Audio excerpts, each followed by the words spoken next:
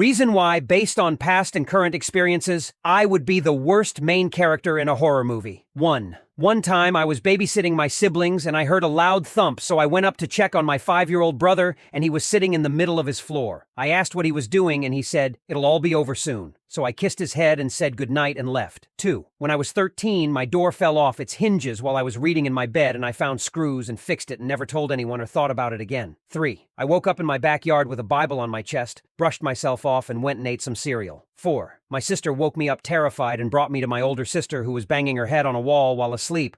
I walked her to bed and tucked her in, and none of us said anything about it again. 5. My grandma told me our house was haunted, and I said, "They seem to be pretty quiet ghosts then." Right as a cup fell off the counter without anyone near it, I said, "That was petty," and asked my grandma if she wanted to play cards. 6. The heirloom doll that sits in a box under my bed randomly showed up in my windowsill. I figured it was a better spot anyway and left it. It never moved again. 7. I planted some seeds from a box I found in the garage, and the next day all our plants died, so I dug them up and put them back, and everything went back to normal. 8. I moved from a room upstairs to one downstairs, and my things kept getting thrown into the hall when I wasn't home.